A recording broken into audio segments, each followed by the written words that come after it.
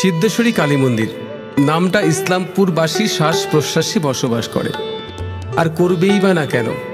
ইসলামপুরের প্রাণকেন্দ্রে অবস্থিত এই মন্দিরটি ছোট থেকে বড় সকলের চোখকে ফাঁকি দেওয়াটা ভীষণ কঠিন, কারণ শহরের যেদিক থেকে যাতায়াত হোক না কেন একবার হলেও সিদ্ধেশ্বরী কালী মন্দিরটি সামনে চলে আসে, আর সেই সঙ্গে হাত জোর করা প্রণাম চলে যায় মায়ের চোখ বরাবর।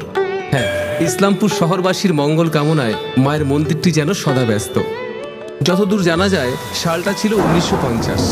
ইসলামপুর থানার একনিষ্ঠ এক ড্রাইভার, নাম যতীন মজুমদার, বাড়ি বীরভূম জেলার এক প্রত্যন্ত গ্রামে। তিনিই প্রথম এই মন্দিরটি প্রতিষ্ঠা করেন। বিরাট বট পাকুড়ের মাঝে প্রতিষ্ঠা হওয়া এই মন্দিরের নাম দেওয়া হয় সিদ্ধেশ্বরী কালী মন্দির। তারপর ধীরে ধীরে এই মন্দিরের পরিচিতি বাড়তে থাকে। পরিচিতি পাওয়ার পাশাপাশি 1972 সালে শহরে কাজ করতে আসা এক ভিন রাজ্যের ঠিকাদার সংস্থার মালিক, নাম স্বামী সুব্রনিয়ম, তারই উদ্যোগে এই কালী মন্দির লাগোয়া একটি শিব মন্দিরের প্রতিষ্ঠা হয়। এর ফলে দুই মন্দির পাশাপাশি অবস্থান করায় ধীরে ধীরে মন্দিরে ভক্তদের ভিড়ও বাড়তে থাকে। সেই সময় ইসলামপুরের চেহারাটা ছিল একেবারেই সাদামাটা, সাবলীল গঠন, ভিড়হীন রাস্তাঘাট, বাড়িঘর ছিল ফাঁকা ফাঁকা। তবে দুঃখের বিষয়, হঠাৎ একদিন 1987 সালের ঠিক মাঝামাঝিতে এক বড় মাপের ঝড়ে মন্দির ঘেঁষা সেই বিরাট বট ও পাকুড় গাছটি ভেঙে পড়ে।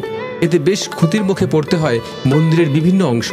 তবে এই ক্ষতিই যেন পরবর্তী সময়ে মূল মন্দির তৈরির পরিকল্পনাকে বাস্তবায়ন করতে সাহায্য করে।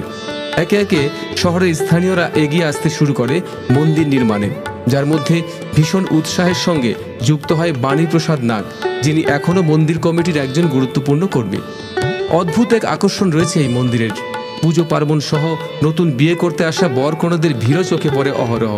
তাছাড়া অমাবস্যা পূর্ণিমায় কঠোর নিয়ম নিষ্ঠার সাথে মায়ের পুজো হয়।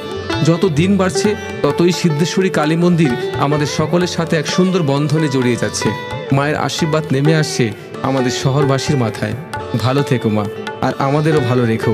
জয় মা, তোমার চরণে শত শত কোটি প্রণাম।